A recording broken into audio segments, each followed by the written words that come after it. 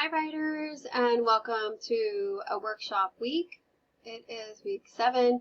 I wanted to make a quick video just to walk you through some of the ideas for what you're working on with your writing. Typically in a regular composition class or even the critical thinking through lit class, you'll get a very specific prompt with page numbers, with, MLA citing, with requirements for that particular essay. If there's certain concepts that you're being expected to show that you know that you understand and you're supposed to apply them. But in our course, because this is creative writing and it's nonfiction, the sky is the limit, or the sky is not the limit, I guess I should say, because you can go above and beyond and you can really cater the writing assignments to whatever your own unleash of creativity is. And so I wanted to make this video, and I apologize that I didn't make it sooner, just kind of going over what, some ideas for things to write. So it is a nonfiction class, and so a lot of times people will want to write a chunk of a memoir or a memory story. It could be a body memory story. It could be a dream memory.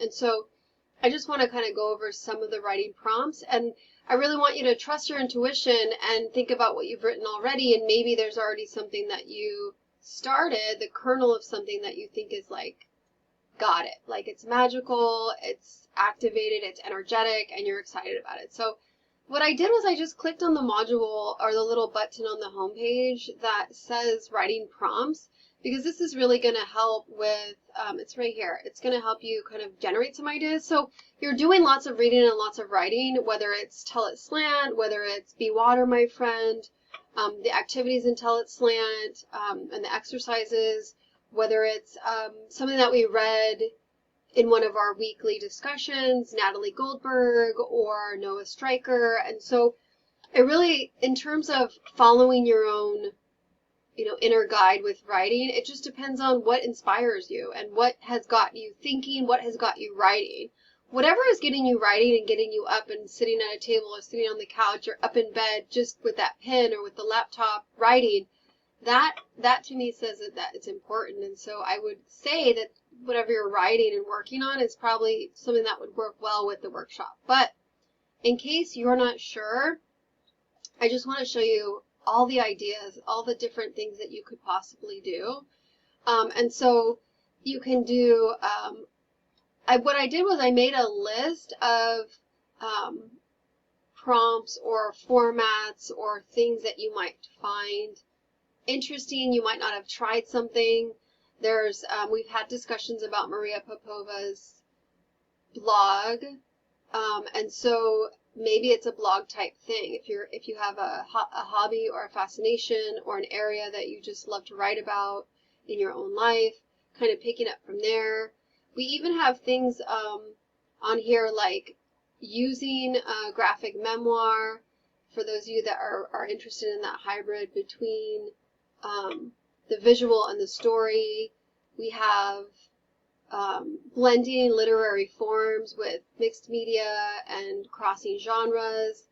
We have flash nonfiction. It's a brief essay of 1,000 words or less that illuminates a quick flash of light. We have from Tell It Slant body memory, which is something that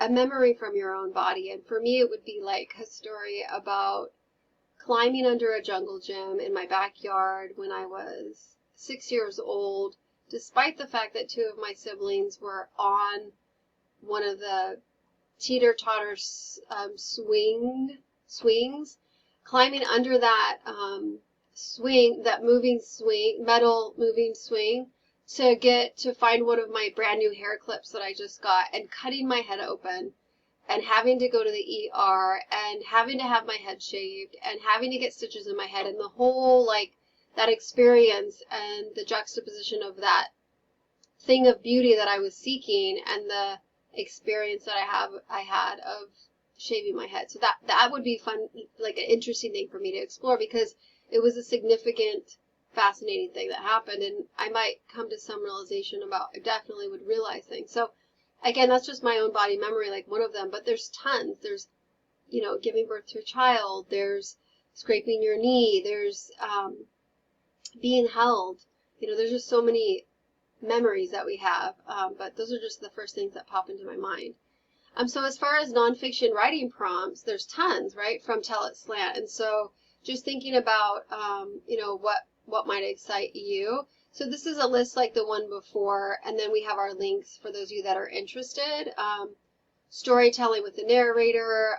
This is a really cool website. It's called The Moth. And in fact, we have a book in the library that's new in our nonfiction section, right when you walk into the Ventura College Library, and it's a collection of stories from The Moth. And so for those of you that are interested in something like this, you can check that out as well. These are like storytelling and live storytelling events, something that will definitely inspire you.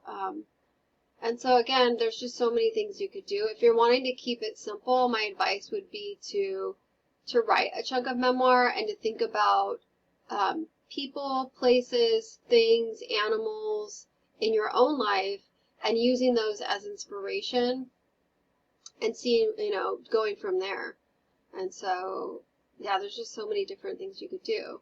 So I hope this helps. I hope this helps clarify.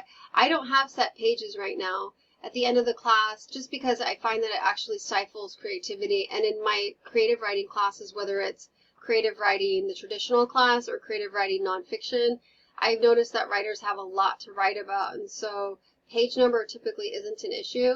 If page number or production or kind of generating ideas is a thing for you, I would start really simple with brainstorming and clustering, mind mapping. For me, it could be like the center of my page with that experience of cutting my head open and then branching off all the memories I have of that, like backyard, near the tree, my two sisters were swinging, I was being impatient, I did not wait for them to stop swinging. Like I would write down the memories that I had before jumping into write, because I like to start with just an overwhelming amount of detail that I feel like for me as a writer that spurs my writing. But so pre-writing and brainstorming I think is still a really helpful tactic and strategy for nonfiction as well. And so, but it could even be like an article that you read. If you've read anything in the world that you're like, I feel compelled to respond to this, right?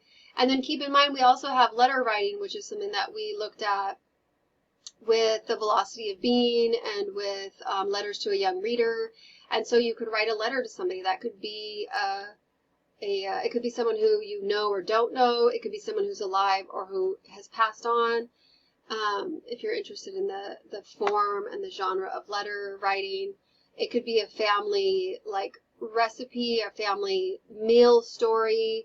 There's just so many things you could do. So I hope this helps a little bit. Maybe brainstorm, flesh out some ideas, and then go from there. So have a wonderful time writing and enjoy the process.